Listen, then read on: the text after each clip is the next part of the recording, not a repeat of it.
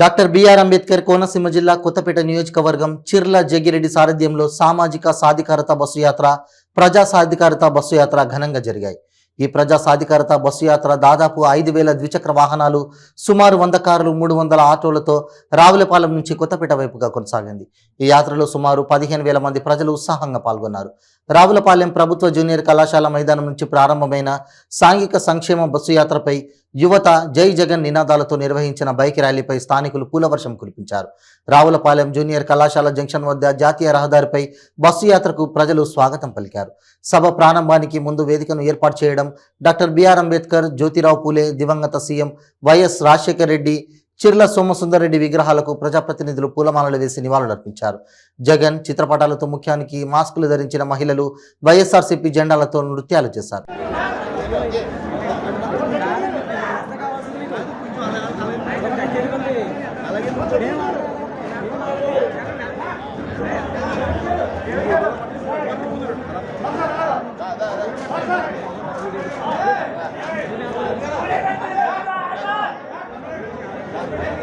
కష్టానికి ఫలితం ఒక బస్సు యాత్రగా అణగారిన వర్గాలందరినీ కూడా పైన పెట్టి వారి ద్వారా మరి పరిపాలన సాగించాలనేటువంటి జగన్మోహన్ రెడ్డి గారి యొక్క లక్ష్యం నేడు ఒక బస్సు రూపంలో ఈ డాక్టర్ బిఆర్ అంబేద్కర్ కోనసీమ ముఖద్వారం రావులపాలెం గుండా మరి ప్రవేశించడం ఒక అదృష్టంగా భావిస్తూ దీన్ని ప్రజల్లోకి తీసుకెళ్ళి ఏదైతే గడిచినటువంటి 4.5 సంవత్సరాల్లో మరి ఆ పార్టీ లేదు, ఈ పార్టీ లేదు, ఆ కులం లేదు, ఈ కులం లేదు, అన్ని కులాలని సమానంగా అందరివాడిగా జగన్మోహన్ రెడ్డి గారు మరి చేసినటువంటి సంక్షేమ ఫలాలు ప్రతి రూపాయి పేదవాడి కడుపులో చేరింది.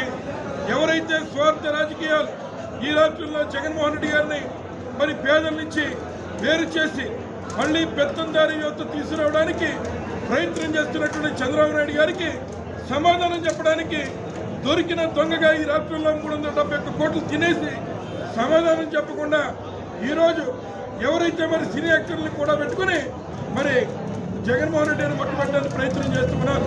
కానీ కడుపుకి చేరినటువంటి పేదవాడు రాబోయేటువంటి కాలంలో మా కుటుంబంలో జగన్మోహన్ రెడ్డి గారి ద్వారా మాకు నోట్లలో 5,000 వెళ్ళాయి.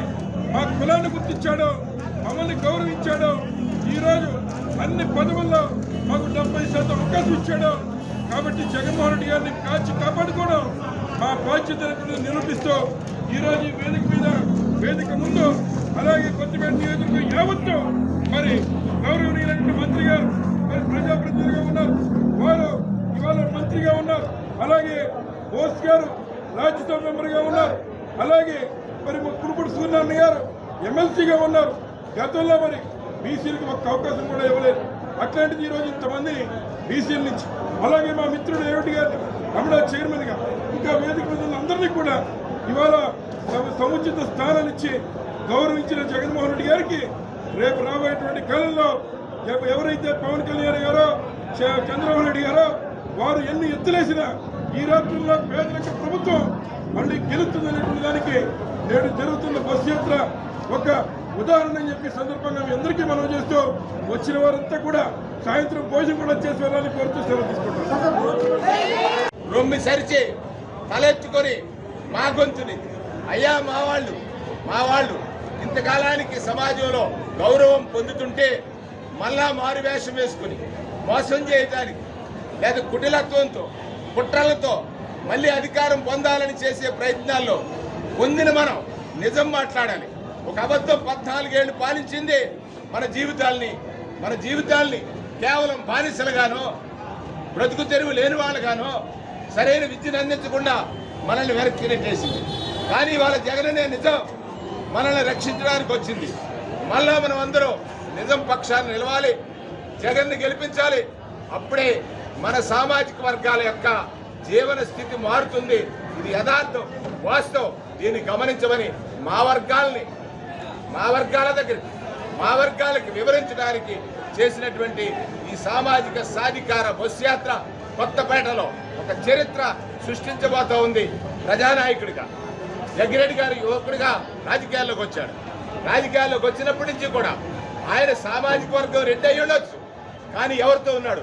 ఎస్సీలతో ఉన్నాడు, ఎస్టీలతో ఉన్నాడు, మైనారిటీతో ఉన్నాడు, బీసీలతో ఉన్నాడు. నా వాళ్ళు అనేటువంటి ఒక బలమైన సామాజిక వర్గం అవతల పోటీ చేస్తా ఉంటే ఇన్ని వర్గాలు ఎవర్రా మా గెలుపు, ఇక్కడ ఎస్సీల గెలుపు జగ్గిరెడ్డి గెలుపు, బీసీల గెలుపు జగ్గిరెడ్డి గెలుపు, ఎస్టీల గెలుపు జగ్గిరెడ్డి గెలుపు, మైనారిటీల గెలుపు జగ్గిరెడ్డి గెలుపు.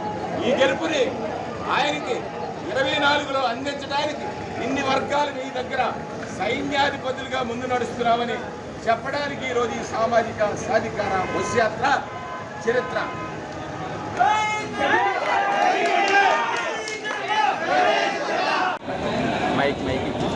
అంబేద్కర్ కోనసీమ జిల్లాలో సామాజిక సాధికార బస్సు యాత్రలో భాగంగా శాసనసభ్యులు ప్రభుత్వ విప్పు జిల్లా జగ్గిరెడ్డి గారి సారథ్యంలో జరుగుతున్నటువంటి ఈ సామాజిక సాధికార బస్సు యాత్ర రావులపాలెంలో ప్రారంభమై కొత్తపేట వరకు వివిధ సామాజిక వర్గాల ప్రతినిధులుగా జగన్మోహన్ రెడ్డి గారి 4 సంవత్సరాల 3 మాసాల పరిపాలనా కాలం గత పాలకుడి వివక్షతకు గురై వివిధ సామాజిక వర్గాల పడ్డ మనోవేదనకి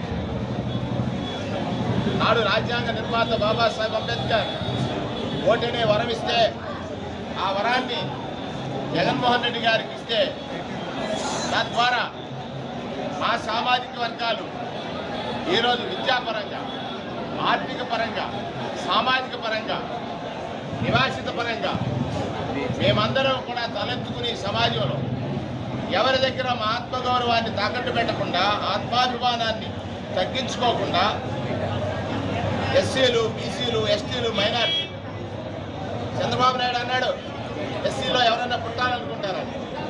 చంద్రబాబు నాయుడు అన్నాడు ఒక నాయ బ్రాహ్మణుడి సోదరుడు వెళ్ళి ఆలయాల్లో మాకు ప్రాతినిధ్యం కల్పించమని అంటే నీ దోకరు ఖర్చు చేస్తారు.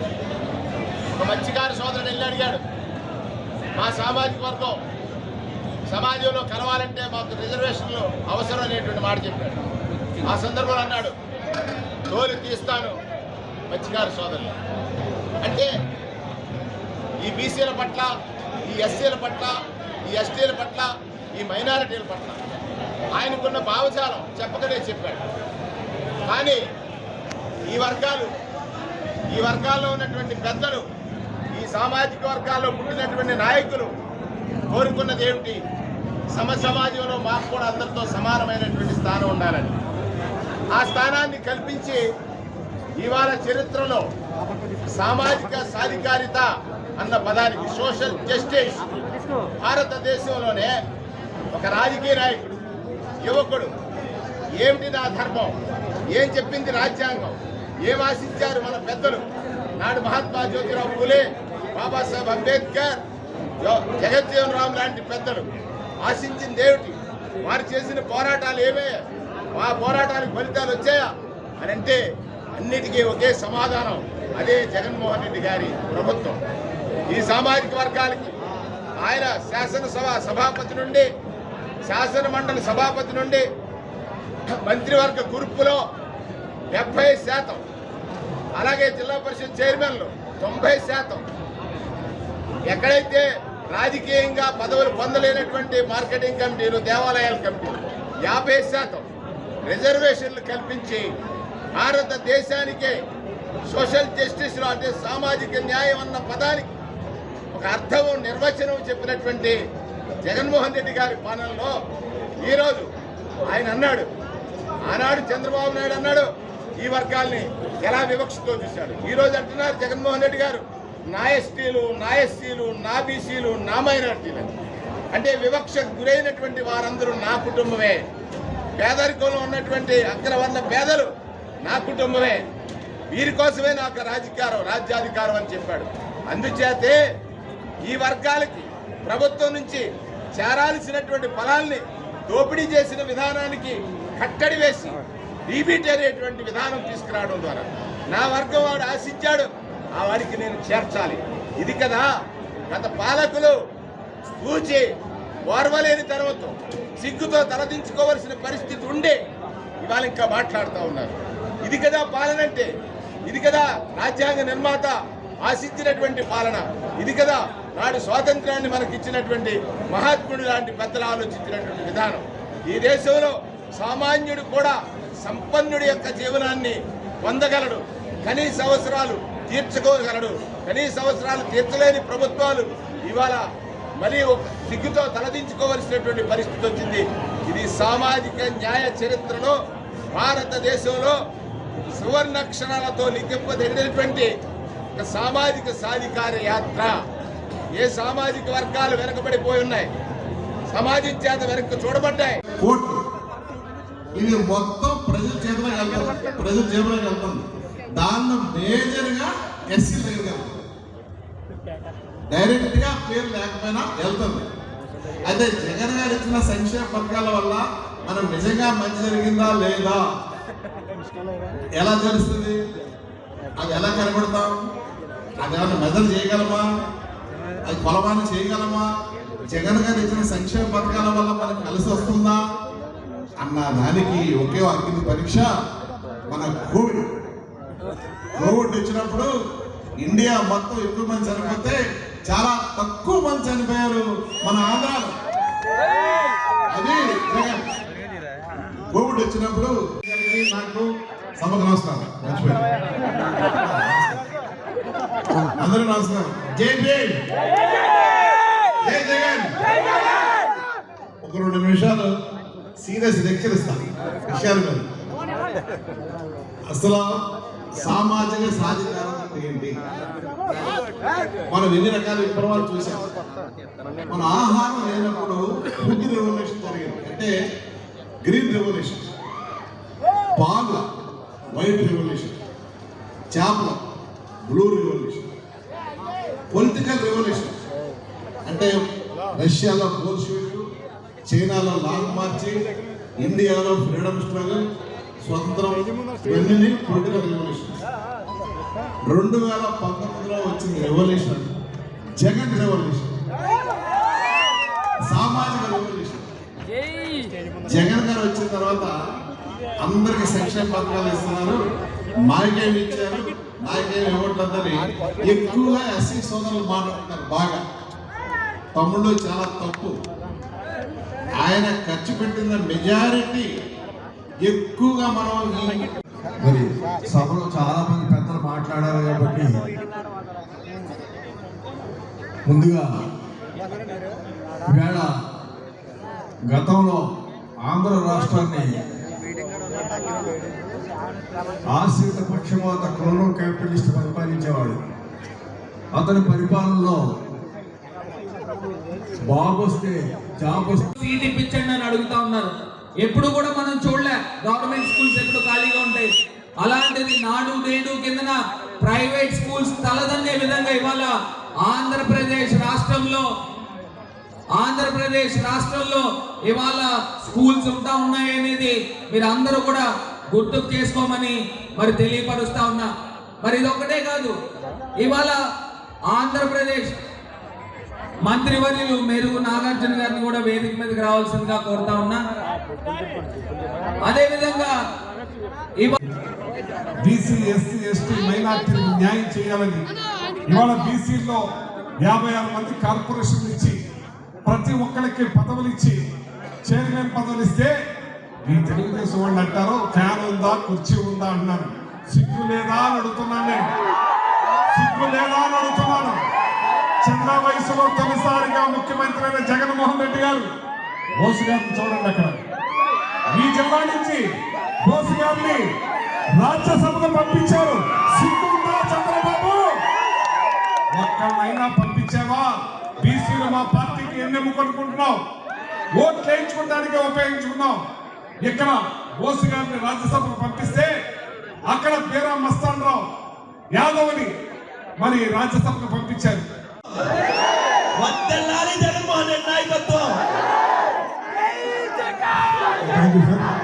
అలాగే మన వేదిక ఉన్నటువంటి కార్బన్ నాగేశ్వర గారు పరిస్థితి.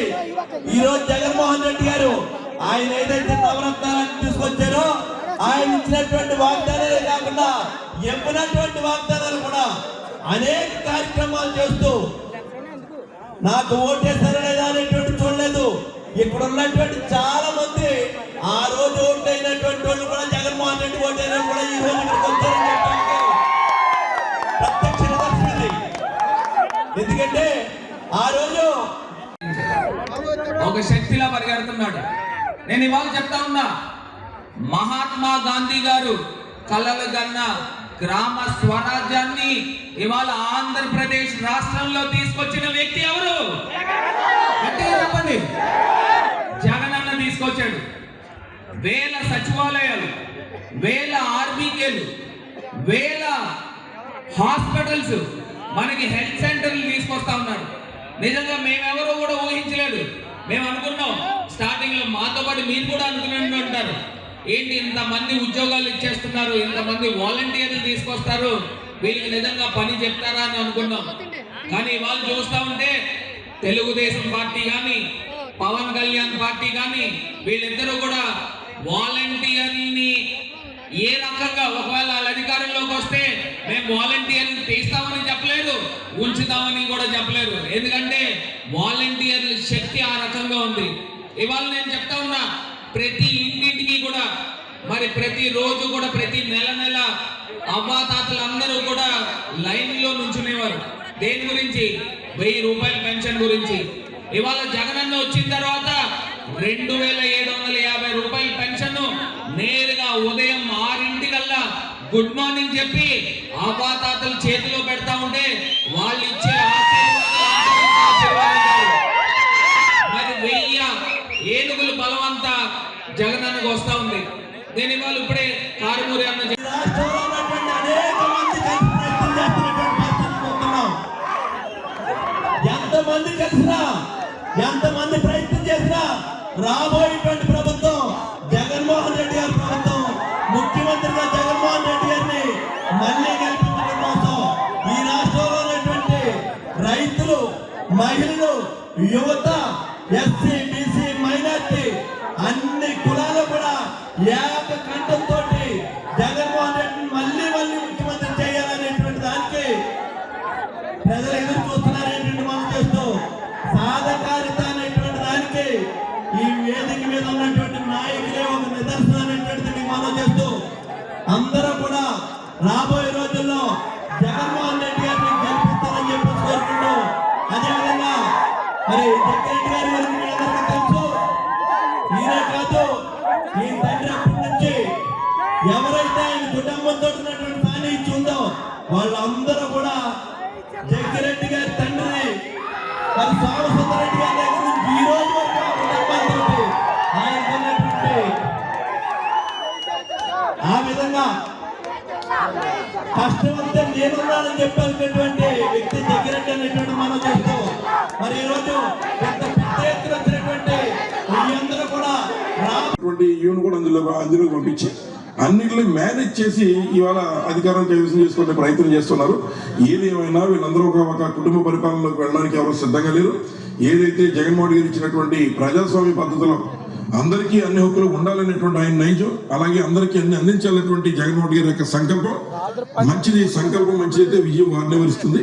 అంచేత పురంధరేశ్వరి గారు వీళ్ళు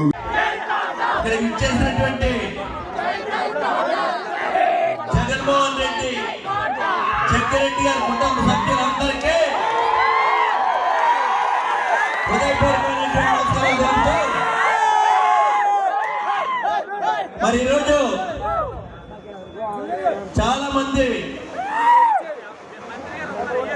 బీసీ సాధకార యాత్ర అనేటువంటి కార్యక్రమంలో కొత్తపేట నలుమూల నుంచి వచ్చినటువంటి మీ అందరికీ మరొకసారి హృదయపూర్వకమైనటువంటి నమస్కారం తెలుపుతూ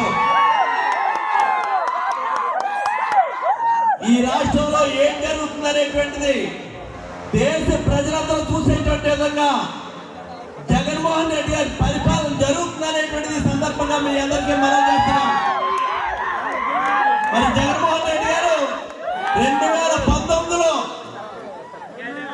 ఈ రాష్ట్రం అంతా సుడిగాల్లో పర్యటించి ఈ రాష్ట్రంలో ఉన్నటువంటి అనేక సమస్యలు తెలుసుకుని ఈ రాష్ట్రంలో అప్పులు తెచ్చుకుంటే మీ అప్పులన్నీ తీరుస్తాను. చెల్లెళ్ళారా, అక్కలారా, మీ బంగారం వెనక్కి తెస్తానన్నాడు, తెచ్చాడా? అమ్మా నీ బంగారం వచ్చిందా చెల్లమ్మా? అమ్మా మా చెల్లమ్మ తెచ్చాడా? రాలేదు. మోసగాడేనా? చెప్పింది అబద్ధమేనా? ప్రతి ఇంటికి ఉద్యోగం ఇస్తారన్నాడు, ఇచ్చాడు ఇచ్చాడు. అందుకే నేను అంటాను చంద్రబాబు అబద్ధం, చంద్రబాబు అబద్ధం. ఈ సామాజిక యాత్ర సాధికారి యాత్ర ఒక సాధికారిని సాధించి వచ్చిన యాత్ర. ఎందుకంటే ఎస్సీలో ఎవరైనా పుట్టాలా అన్నాడు. మా నాయి బ్రాహ్మణులు ఎందుకు బస్సు మీద తిరిగారు ఒకసారి ఆలోచించండి. గత పాలకుడు ఏ సామాజిక వర్గాలనైతే వివక్షతో చూశాడో, చిన్నగా చూశాడో, దగా చేశాడో, మోసం చేశాడు, అబద్ధాలతో ఏమార్చాడు. ఒకసారి ఆలోచించండి. 2014లో గెలుపొందినటువంటి తెలుగుదేశం పార్టీ చంద్రబాబు నాయుడు ఆయనకు ఒత్తాసు పలికిన పవన్ కళ్యాణ్ ఈ రాష్ట్ర ప్రజలను దగా చేశారు.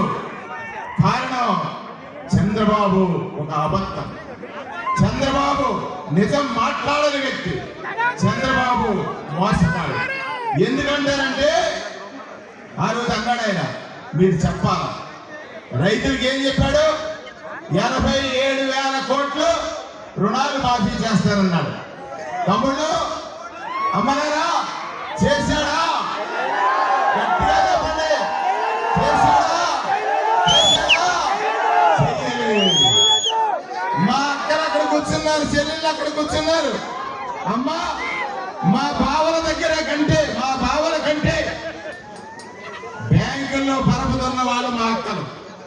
ఎందుకు స్వర్గీయ రాజశేఖర రెడ్డి గారు పావలా వడ్డీకి రుణాలు ఇప్పిస్తే ఎవరి టైంలో ఏమొచ్చిందో ఇవాళ ప్రతి సంక్షేమ కార్యక్రమాన్ని ప్రతి ఇంటికి పట్టుకెళ్ళి ఇంకో జగన్మోహన్ రెడ్డి గారికి ఇచ్చారమ్మా అని చెప్పి వాళ్ళ బాధల్లో ఇతి బాధల్లో భాగం అయ్యాడు, పెద్ద కొడుకు అయ్యాడు జగన్మోహన్ రెడ్డి గారు. ఇవాళ ఎక్కడో కూర్చుని వాళ్ళ కుటుంబ సభ్యులు స్టేట్మెంట్ ఇస్తే ఏమవుతుంది?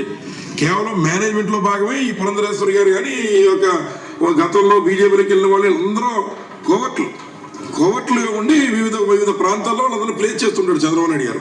అందులో భాగం మొట్టమొదటి శ్రీరాజ్ చౌదరి గారిని బీజేపీలో పంపించాడు. ఈ రోజు మళ్ళీ పురంధరేశ్వరి గారిని బీజేపీ. కొత్తపేట నియోజకవర్గం మన శాసనసభ్యులు బ్రదర్ జగ్గిరెడ్డి గారికి వారి అధ్యక్షతన ఈ కార్యక్రమం జరుగుతుంది.